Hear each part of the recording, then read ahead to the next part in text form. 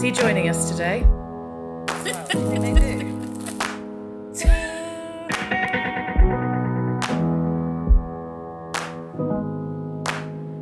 Well, hello everyone and welcome to another episode of the Let's Colour podcast. Hooray. We are so pleased to be here. Still here. And we're very excited, aren't we, Steph? We've got a real treat in store today. Yep. Got a real treat actually just behind us, in fact, because we are going back to the 90s in this episode.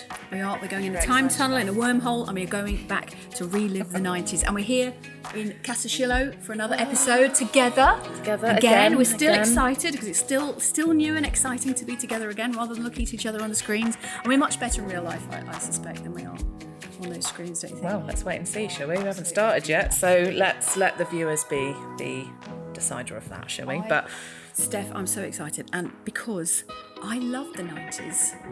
You know when you kind of think back on your life, you won't be doing this yet, but I'm thinking, what was the best part? What's the best decade so far? The 90s was the best decade. The best decade for all sorts of reasons. So I had 3 kids in the 90s, got married in the 90s. It was brilliant. And of course, I met Lawrence in the 90s. Yes. There he is again. And changing rooms, which we're going to talk about all today, was the thing that got me doing what I'm doing today. So changing rooms was actually the sort of catalyst, because my background is painting fairground rides and doing sign writing, and then suddenly changing rooms brought all of that inside into interiors, and that is just so exciting. So yeah. The 90s is your decade. It is my decade. It is my well, decade. You are going to love this episode then, because we are doing, with that in mind and with the return of changing rooms in mind, as you've said, we are doing a special throwback 90s episode. Yeah. So really looking forward to sharing all of our memories of that today, and of course going through lots of other different bits and pieces too. Absolutely. We're going to do some live painting on the podcast, and we're sitting on the sofa of dreams here, and I am a little worried about this. Got dust sheet on the floor. That'll be fine. But we're going to reinvigorate some of those techniques from the 90s. Absolutely. And in our colour know-how segment, of course, we are also going to be diving into 90s colour trends. We're going to be looking at some of our personal memories of the 90s and seeing what we could see through some of those interior shots. I suspect there'll be lots of florals coming out, perhaps. Absolutely. Yeah, so we're going to really kind of get into those. And then, of course, those wonderful paint techniques. Which I've got a colour guide from every year of the 90s, and it shows how the 90s change from one thing to another as we get closer to changing rooms, and that's really exciting too. And of course, it wouldn't be a podcast episode if we didn't have Dr. Dulux in the surgery. So I just remember I didn't bring a hat for Dr. Dulux. But Never I have mind. my stethoscope. Maybe we can make one later. Yeah. You've got your stethoscope. That's the most important thing. Mm-hmm. So we are going to be taking those real life decorating dilemmas, which are going to be another surprise for you this week, because usually we talk about them and you have no idea what they are. No. And that always makes them more fun. I do for like me. that because it puts me on my edge. Yes, I just have to really dig deep for Dr. Dulux. Yes, so that will be great. So yes, lots and lots of different things going on. So shall we crack on? I think we should crack on. How are you doing? Tell me about your week. Should we have a sort of sound effect for going back into the 90s? There ought to be some kind of swooshing sound. Oh, maybe. Kind of DeLorean. Just like a rewind. Okay, 1990, Steph. How old were you? 5. You were 5. Yeah, I was... 1990. Was I 26, 27? I was just turning 27, yeah, wow. 27. Yeah, there you go. And you've brought some pictures along. I have. Do you want to see? I do want to see. Do you want to see? I had to raid my nan's photo albums, because obviously all of mine is in storage at the moment because we still haven't unpacked anything. But here we go. So these are all of a kind of similar age. So here's my first lovely image there. Look at some this. Beautiful purple cord trousers there. Yeah, we talked about purple being that colour of the 90s, and look at that. Yes. Yellow, purple and yellow little trainers. I mean, what a colour combination, right? Cutie pie. Let's have a look. look. Mum to thank for that. That says, April 1990, in fact. There you go. Here's a lovely velvet number. Oh, look at that. Look. I've heard velvet is coming back. Velvet is definitely coming back. It is. Oh, I love the little collar and the bow and everything. Is that a furry sofa I can see in the background? Do you know, I think that is. Velvet it's sofa? a nice crushed velvet sofa with a delightful pattern on it, I believe. That is unbelievable, Steph. And a lovely mint green painted. God, that is so cool. Very cool. Come on, one more. At least one more. Sure. Now, I rifled through these before Steph got here. Have you got a favourite? I did find a few of you that your granny had taken of you in your bra and pants. Oh yeah, no, I put those to one side because I didn't think they were appropriate. But I think this is just as good. No, in a delightful brownies. In the brownies, that is a fantastic shot. I had skills back in the day. Yeah. What kind of badges did you have? I don't know. Is there anything good on there? Can you see? I can see a cup and saucer. Hospitality. Yeah. Oh, I'm in the wrong career, obviously. The little running man. Fantastic. Who knows? Amazing. Who knows what those badges were? So, this is me in the 90s. I love that. My son Jack was born in That's 1990. amazing. Isn't he? Look at my child. I'm literally a child there. Literally a child. And then what I love about this picture though is I would wear these earrings and dungarees. I know. Like, hello. I know. They are big right now. Look at that little collar thing. Love it. Hey, actually, I'm wearing the same thing 2 years later. I blooming am as well. Yeah. 2 years later, I'm wearing the same thing for the second child, Ella. There she is there, looking absolutely gorgeous. Same hairdo, slightly off to the left. And then the third one, Molly, she was born 6 years later, on the same day as the first one, I have to say, which is very clever, I think. And that was my 90s, basically. It was kind of like getting to grips with being a mum. There you go. Also in the 90s, there's a little picture of me painting fairground horses and making the horses. Which is your specialty, isn't it? Yeah, the kind of thing that I was doing back then. So it's kind of... And this is the sort of precursor of that kind of craft and painting thing, just before changing rooms kicked off. So I was fully immersed in paint before it all kicked off. So, beginning of the 90s, Steph. Beginning of the 90s. We were talking about this the other day, and I was looking through some of our colour charts. And when you look at the beginning of the 90s, so up until around 1994, all of the colour charts that we have are all of these sort of soft blend and tone. So really, really lovely, soft kind of like nature's neutrals. Like I'm digging around in here. Yeah, we also launched in the 90s the Heritage Collection, which was a new kind of range of paints. But at the beginning of the 90s, it was all of this lovely, soft nature's hints and tints and magnolias, barley white, apple white and all of that kind of stuff. And then towards the end of the 90s, sort of the middle of the 90s actually, everybody was going on holiday. Flights became really cheap. Yes. And can you remember, everybody was going everywhere. So it was that kind of like whole Freddie Laker thing. Everybody was travelling everywhere. And the colour team at Dulux, they were all affected by it. So when you look at some of these colours, we had this lovely travels in colour. What was these? This is it, one of these Dulux tarts. And it's just, have a rifle through that one. It's amazing. Great. 97. There we go. Here, this is it. World of colour. So this is the world of colour. That. And this was inspired by all the places you went on holiday, from Spain to Morocco, and suddenly colour was back on the chart. So this is before changing rooms. We were just getting back into colour because everybody was travelling everywhere. And all of those names as well. They're fantastic names in here. Mango Crush. Oh yeah, I've got a Caribbean Crush going on. Caribbean Crush. The Amazon. Oh yeah, definitely. Dreamboat.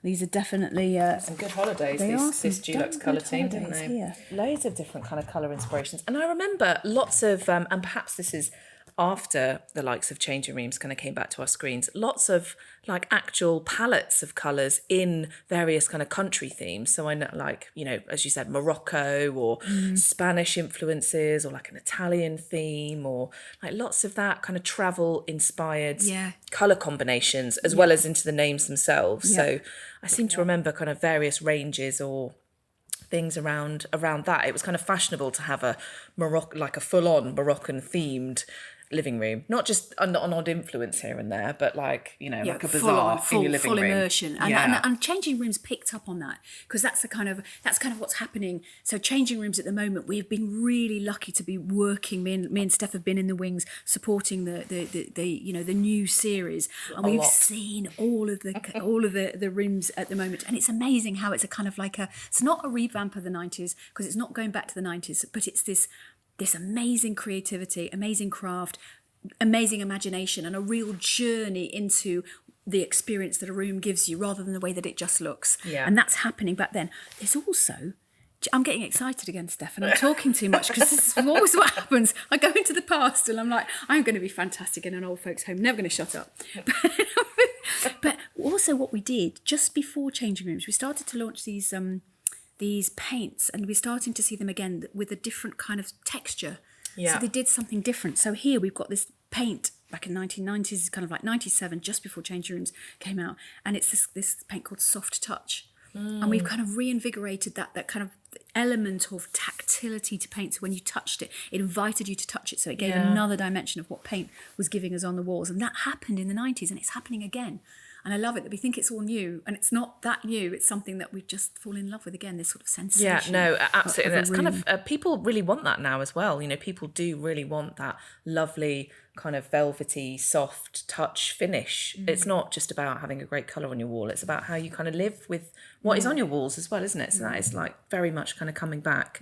Any other trends from the 90s that you particularly liked or you didn't like? Because there's so much that I guess we've mentioned already, but are there any standouts? You know me, a bit of a colour wash. I loved a colour wash. It was that's when you've got a colour on the background, and then you have a slightly deeper or lighter tint of that colour, and you wash it over the top, so you kind of like work in big clouds, and it creates this gorgeous, looks like polished plaster if you get it right. Yeah. And though I had massive arms in the 90s, Steph. I mean, like massive Like upper body bodybuilder strength. arms. I was Lovely. incredibly tough because I was doing so many. I was so skinny in the 90s. It was wonderful. But yeah, it was real physical stuff. I used to love that. So there was the colour washing and kind of broken colour techniques. I loved distressing. I loved the kind of like making things look old and making things look like they got different sort of, layers that were broken through. And I loved doing murals. I just love painting pictures. So that was my thing. And what's amazing is that it's all of that stuff hasn't gone away. It's just developed. And I think even stenciling, that we the little bunches of grapes, and I know the kind of thing you're going to have in your cottage. Oh, Steph. obviously, yeah, I'm going to bring it all back. Little daisies all over the walls, all that kind of stuff. Yeah. Don't know about Look that. at her face. Yeah.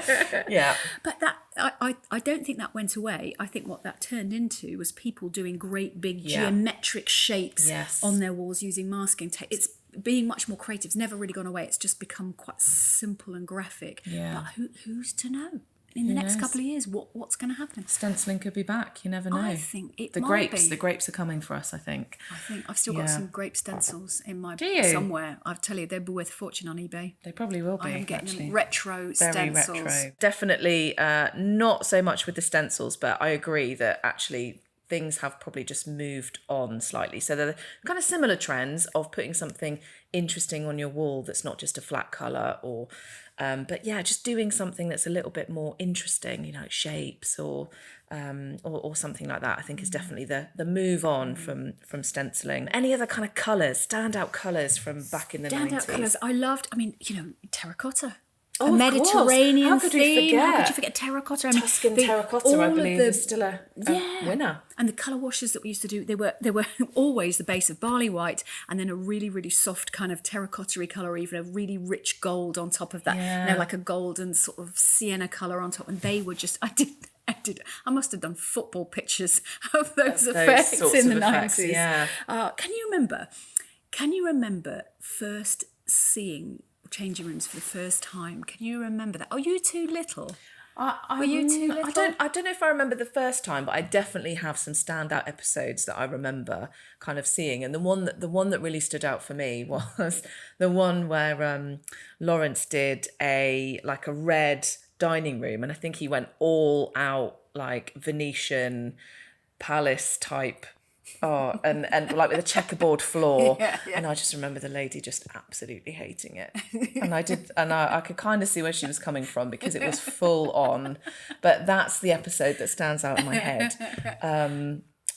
But Yeah, there were also some really fantastic and amazing schemes on there as well, weren't there? Yeah. And I did always love, actually at the time, the ones that had these like themes around them, because then you could like kind of transport yourself into those places as a viewer, which was really exciting. Lawrence, it was the theming and the storytelling. I love a story, and he was just every week somebody would laugh, somebody would cry, something would go wrong, and it was the best TV ever. And it got me kind of into the business as well, because that and Kevin MacLeod's decorating book, Annie Sloan and Kate Gwynn did all of those beautiful painting books. Trisha Gill got into stuff, and it was all of that. Everything was just about the craft and skill and storytelling of decorating, and it was kind of all happening at the same time, wasn't it? Like that kind of mid-90s onwards. It was just the time where everyone just experimented with colour and really started to enjoy it again, which is really nice. I at the time, obviously, I didn't really realise that, but looking back, it definitely, we call it at work the changing rooms effect. It even has a name, because the colours that were on that show used to sell out instantly in the big kind of paint and decorating shops that there are around. So it really was an effect at the time, and we've never been able to really kind of, I guess, get back to that place. And then what I always find a shame is kind of towards the end of the 90s, when everyone started to kind of discover IKEA. As much as I love IKEA, actually, as everyone just started to discover IKEA and wanting to kind of sell these homes and then kind of put them back into these sort of bland magnolia boxes again, because homes were then an investment rather than a place that you would live and you would experience, so it wasn't Moroccan Bazaar anymore. It was, how can I get the most amount of people through my house and sell it?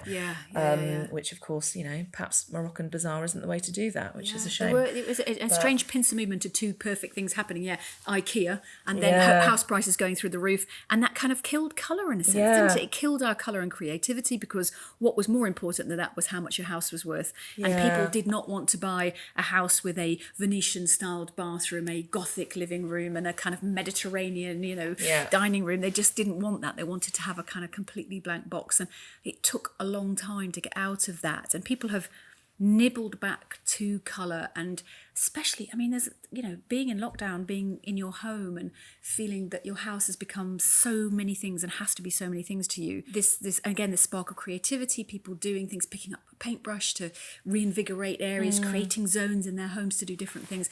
That's a real lighting the blue touch paper for this next series of changing rooms. Yeah. I hope so. I hope we're going to see plenty of people pick up paintbrushes after this, because the one thing that I love about the show back then, and is still true today, is that it just shows how easy it is and how impactful a bit of paint on the wall can be, and that's really magic. So let's hope the nation gets on our bandwagon and really starts to experiment with a bit of colour in their homes and making it their own. So run us through some of the big trends from the 90s in terms of techniques and some of those things that we may have seen on those original episodes of the show. So you've mentioned a few there, but how can we bring those to life for our listeners that perhaps have no idea what we're talking about when we're talking about bagging and probably think it's something rude? Absolutely. Well, most of the techniques were based on thinning down emulsion paint and applying it to the wall with something that created a texture or a kind of like a broken. So they were what they were called broken colour effects. So it's like breaking the surface of the colour to create some, either a pattern or just a texture or something on the surface. And so it's basically just thinned down emulsion. And then you, around that, we used lots of different things like natural sponges. I've actually brought along today, Steph, I'm going to show you a sponging technique, but because natural sponges, that's a very bad thing to take a natural sponge out of its natural home, the Great Barrier Reef, and then use it to paint your walls. So I've bought a synthetic natural sponge, which is absolutely fantastic. So I'm just going to show you a technique with that later on. But other techniques that were really big at the time were stippling. Wow. What is this? This is why my arms were so massive. Yeah. It's the most incredible dense brush. So it's like a big block, a big sort of oblong block. Quite like stiff bristles. Yeah, and it's kind of like hog bristles. You can get synthetic ones, but they're hog bristles. And basically, you put a colour on the wall, you put a thing called a scumble glaze over the top. And a scumble glaze, you can still get that, is this It's a slow drying, transparent colour on top of a solid colour. And because it's slow drying, it means that you can manipulate it and move it around and things. So you can drag a brush through it, you can stipple it. And stippling gave this beautiful finish, like a kind of... it was kind of like an eggshell. It kind of looked, it was beautiful. It sort of, if you had a really uneven surface, like a piece of furniture, and you put, say if you, imagine a painted pink, and you put a slightly deeper pink on top in a scumble glaze, and then pounced that all over it. So bash, bash. And then you would get this, it would break the surface up. You would lose all the brush strokes, and it would become almost, it's beautifully flat. The most gorgeous thing. So stippling was another thing. Here, oh, look at that. Okay. Softening. Oh, wow, okay. So you would... softening, is this a different kind of brush? Softening brush. That's a stippler. Oh, so a big square block as a stippler. A softening brush. There's two softeners here. These are my favourite things ever. So this is called a hog softener. So this is a lovely soft brush. And that would be for eliminating brush strokes in a glaze. Oh, wow. And then this would be... Do you know what? I'm so sorry. All badgers out there. So this is a badger softener. So all you vegans, and you don't get one of these, you can get synthetic ones. But this is one of mine from a long time ago. But that's the softest hair, and it's beautiful. Oh, right, you used to sort of do a technique, and if you were doing marbling or something, you would take that hair, and a badger's hair is so soft, and you'd try to just brush it over the top, and it would eliminate all the brush marks. So you'd kind of lose the fact that a human being had brushed the glaze on the surface. That was beautiful. Flogger. Oh, wow. I mean... That is so naughty. That really does sound quite rude, doesn't naughty. it? I bet Lawrence had one of these. I bet. Yeah. Anyway, flogger was a something that you did wood graining with. So you use a dragger and a flogger. So you kind of like, you drag this through. It's very, very long bristle brush. I see. So that would like create something that's like really... a big paddle. Yeah. Yeah. Okay. So you kind of like, and you could drag it through the paint, then you could whack it on the wall. Just stop doing that. I know. You're enjoying that too much. Can't do that again. Going to get letters. So you would drag that down the wall. There were these. I'm digging through all of my drawers. Look here. Feathers. So we used feathers as well. We used to go down to the local kind of like duck pond, and we'd chase the Canada geese, and we'd get feathers, and we would do marbling with the tips of the feathers, so that we get the veins in marble. So you would use that, and then you would kind of like break the feather open, and you would get the veins kind of like that way as well. So that was amazing tool. Feathers were great.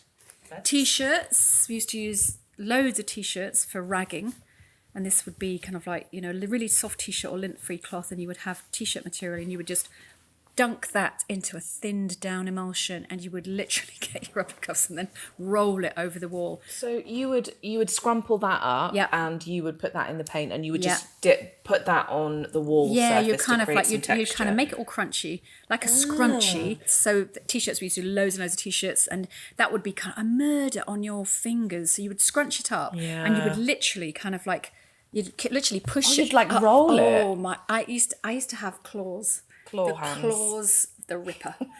But the end of the day was so painful. Hated. Nice. Yeah. Hated. T-shirts. I hated not coming back. T-shirts.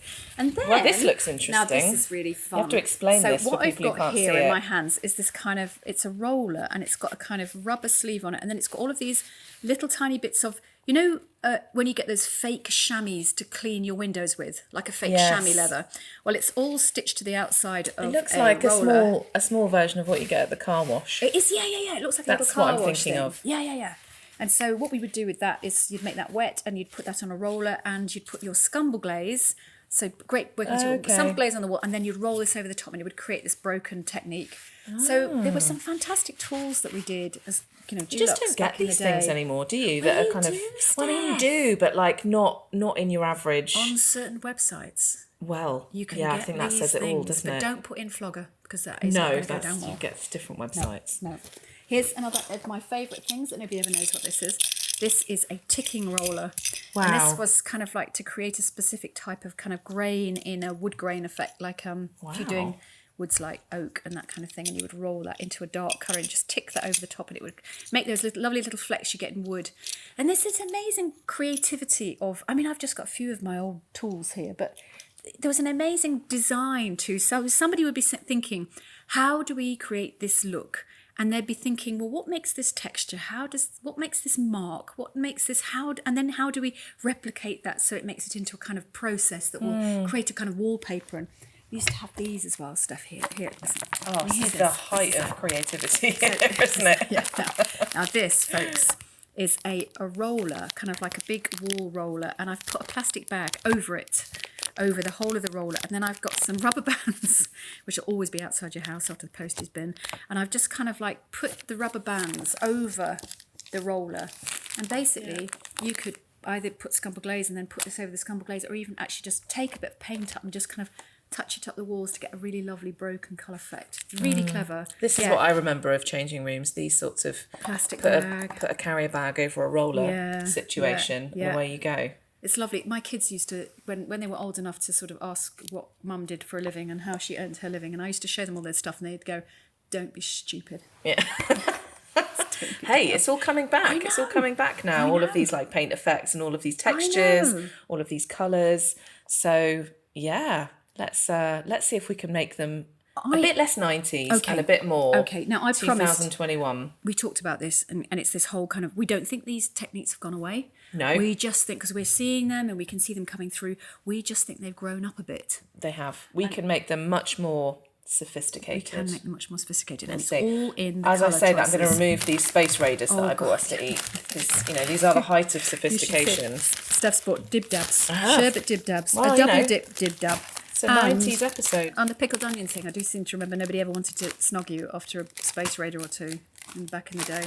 Back in the day. So we'll lay off those. So we will for now. Yeah, we'll come back to those later. Right, I'm going to show you something, Steph. Okay. So this is going to be funny on a podcast, but I hope that you listeners out there will get this. So what we're going to do is what I'm going to show you is I'm going to show you or describe a sponging technique. So what I've got here is I've got a synthetic natural sea sponge. It's really important. Don't go and buy a natural sea sponge. No, the world, bad Mother for the Nature will environment. haunt you forever. And last week we were talking about burning a purple flame to rid you of all your previous karma. You'd have to burn a lot of purple stuff in order to get rid of the karma of killing a sea sponge. So not a natural sea sponge, a synthetic sea sponge. And this is slightly damp. So I've just kind of like slightly dampened it with water.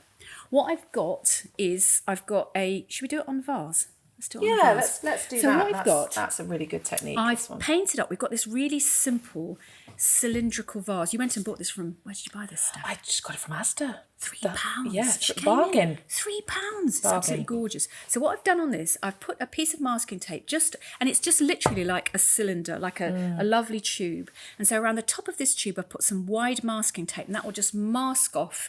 So that's going to be clear glass. Yeah. And then underneath it, I've painted a quick drying primer for difficult surfaces, because this is glass. Yes. So I've got a coat of that on, and then I've put on a coat of quick drying satin wood or quick drying eggshell, and let that dry off. And what I've done, and this is the most beautiful colour. It is beautiful colour. It's a heritage colour, isn't it? I think you were showing me earlier. Is it olive tree? Olive tree. That's one of my favourites. And it's beautiful. So it's a lovely smoky olive. Now what I've got, so in a little roller tray, so this is just a little tiny roller tray, like a radiator roller tray. I've put some olive tree, but I've also put a little bit of white in it. So I've probably got about a quarter of a teacup of paint here, and I've thinned it down with water until it's the consistency of, I would say, a kind of like a pouring cream. So it's quite smooth and creamy. So it's not too gloopy, but it's really nice and easy to use. And so what I'm going to do here, I'm going to take my natural sponge. I've also got some paper. We're sitting on a sofa, guys. It's my living room and it's my sofa. And I'm really worried about this, and we're going to do some live painting now. Yeah. If you can hear this, I'm just taking the sponge and I'm just kind of, I'm pressing it into the paint reservoir of the tray, and then I'm sort of like pressing it out onto the flat part of the tray, so I've got a really nice even distribution of that kind of paint over the surface of the sponge, so it's kind of like not too soggy, it's not going to drip. So what I'm going to do, whether you're doing a wall or we're just going to do a little vase here, with the sponge I'm going to press, oh look at that, I'm pressing that sponge onto the surface of the vase, but not doing it, I'm doing it at equal distances apart, so kind of like just taking that little impression of the sponge, twisting the vase, and I'm just kind of... That kind of sponge, it's got a really interesting texture to it, doesn't it? It almost looks like, because it's got such big air holes in it, it's making a really lovely pattern. It's a lovely kind of like a big crunchy pattern, but I'm leaving spaces in between, because that first impression will give us lots of paint on the surface. And then what I'm going to do, and I'm twisting the sponge as well, putting it onto the surface, taking it off, twisting it and replacing it in a different position. So you're getting this really lovely random effect. So you're getting a pattern, kind of like, but it's not a pattern, if you see what I mean. It's not, it's a quite random. So you get a texture rather than a pattern. That's what I'm saying. So here we are. And this is taking literally 2 seconds of my life. Yeah. I'm getting completely carried away. This So is easy. I'm going to go on fun. about, the joy of primers again, because, I am that person at a dinner party that talks about things like this. So look at that. I mean, that glass It's vase. pretty. I don't know if you can. I know that. Look, you can see this, Steph, but can you see how pretty that is? And so, then the colours aren't too different from each other. Yeah, they're really nice. They're quite close together. So any kind of pattern that you've got there is subtle. It's very sort of understated. It's really gorgeous, and because it's water based, it dries really quickly. Now, I'm going to take off. Big reveal moment. Big reveal. I'm going to take off the tape. Oh, it looks so good. I love it. Isn't that pretty? I think it looks great. It's and I think cute, isn't it? The reason it works just so well is because it is texture, but it's that kind of colour choice that really does it as well. So I guess the way that we've moved it into 2021 is just actually by taking the texture, but just doing it really subtly rather than doing, purples over, reds or, blues and bright greens together. That really kind of gives that standout. This is lovely. And the closer the colours are together, the less likely you're likely to see mistakes. So, when you've got colours that are too far apart or tonally they're too far apart, everything that goes wrong is amplified. And all of these techniques as well, when you're doing them, work on an area at a time. So if you're doing this kind of thing on if you mask out a headboard behind your bed and do a technique on that, or you do a bit of a sideboard or a picture frame, or take small things and just do those techniques on smaller things and nibble your way into a big wall effect. Colour washing is something I'd love to show you because it can look so beautiful. And one of the things that, when you just put an emulsion on the wall, let it dry, take another emulsion, thin it down with water, put a little bit of acrylic scumble glaze in it, paint it over the top, but then spray it with water, just like spray it with a mist, and it drips and it looks amazing. It just looks amazing. It looks like a really, really like old plaster. So beautiful. And that's just, as you said, just so kind of fashionable right now, isn't it, to have that kind of slight texture to something.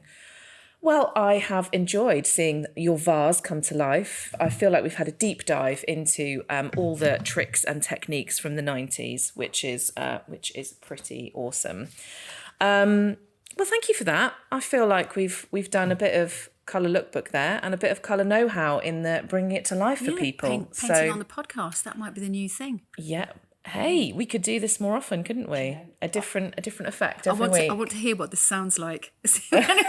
Yes, there is that. You really do need to be watching this, people at home. But hopefully we've done a good job of describing the situation as we've gone along. So wonderful. Thank you for doing that, Marianne. That's been really, really interesting to see, and I love the techniques. I can't wait to see how the 90s into the 2021 versions come out on the show as well. So we've obviously been privileged enough to kind of get involved in that, so we kind of know what's coming, but there are some great interpretations coming. So one of the lovely things that we're not allowed to say, but we can kind of like give you a sort of sneaky thing, is one of the lovely things is we've been hearing about all of the dramas and the things and the kind of relationships and the stories and the characters that have been coming to life behind the scenes, and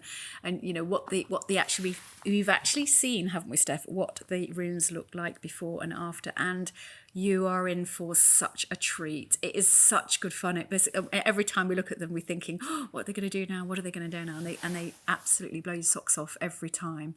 They're going to be quite special. And actually, you can't say who's your favourite because you've got Russell and Jordan and they from 2LG Studio, and they do a very, very specific style of room, and they're kind of like they have this lovely joyous style, and then you've got Lawrence, who's incredibly flamboyant and his maximalist really, and almost and the 2LG Studio, they're very minimalist, and the two they create a great contrast. It's a great contrast. It is a great contrast. I don't think I could call it, knowing what I know. I don't think I could say I've got a favourite. I just think they're all just so different. They are. Which is brilliant. So we can't wait for you to see that content. And we've also got some of our select decorators. So the Dulux decorators are part of the team. So we've got these great guys, and we've got a couple of guys and a couple of women, and they're just amazing decorators, and they've been characters in themselves because it must be very difficult for a professional decorator to watch designers or to deal with designers and try and bring their visions to life, because you can see that they're thinking, what the hell am I doing?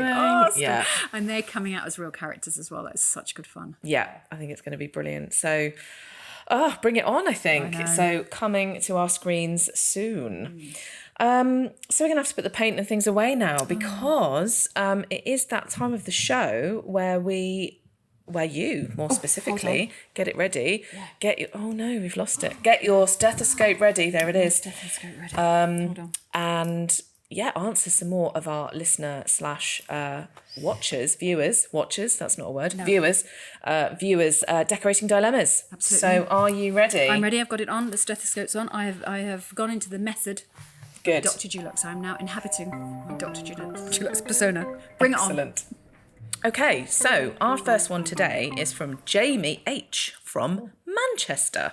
So, hi Dr. Dulux. I was wondering if you could help me choose a scheme for my living room. I'd like a bit of colour, but actually I really like warm beigey biscuit shades for the walls so I can add accessories to it. Can you help me choose the perfect shade, please? Warm beigey biscuit shades. Cookie dough.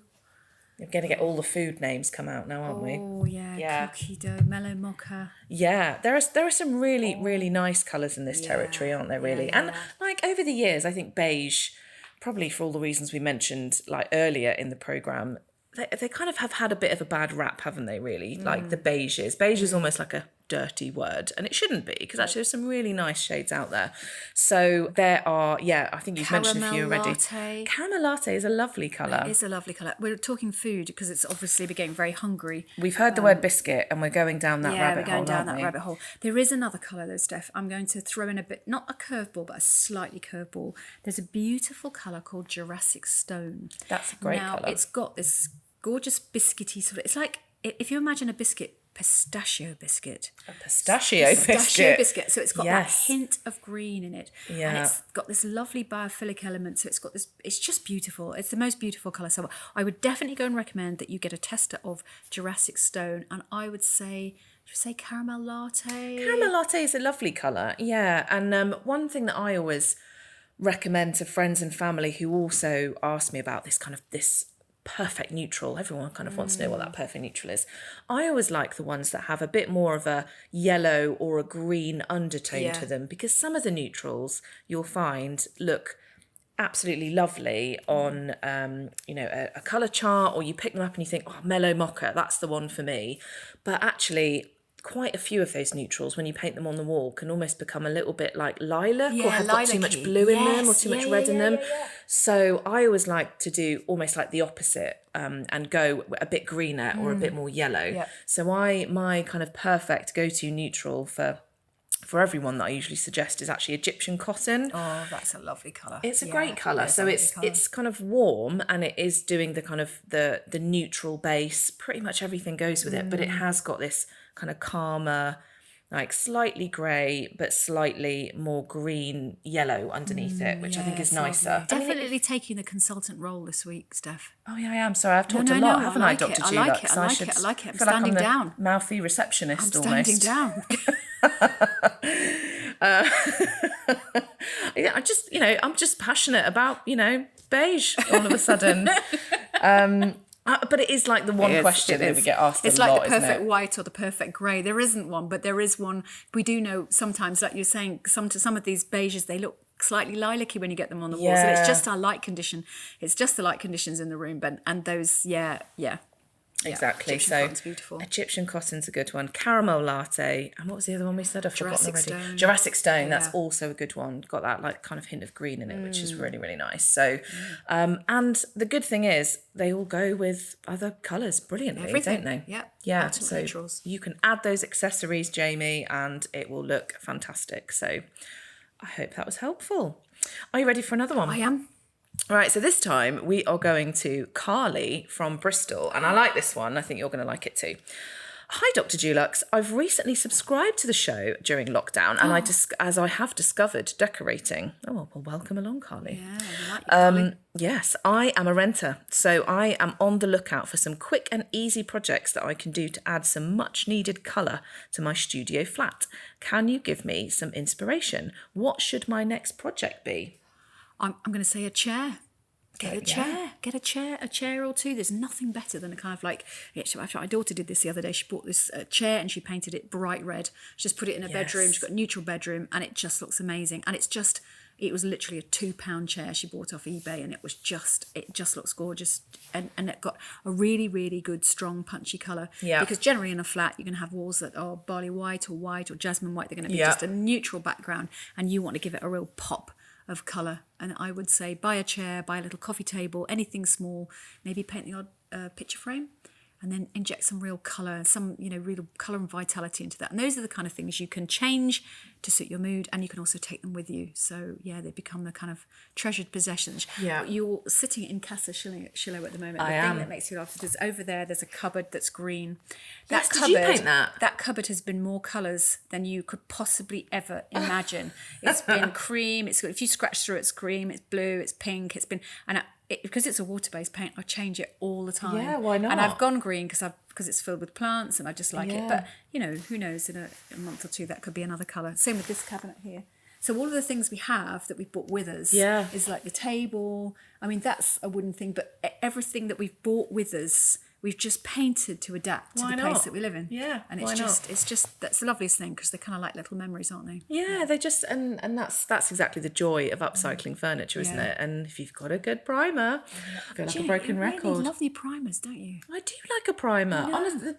Well, the world is your oyster if you've got a good primer. Yeah, that's I'm not going to go on about it anymore. Anything. You can paint anything, exactly. So literally anything. Vases, side tables, you name, front doors. I think the primers are the way forward. Mm-hmm. Anyway, I shouldn't talk more about primers because I am actually an interesting person. Well, I think we've done a good job there. And by we, I really mean you. I haven't.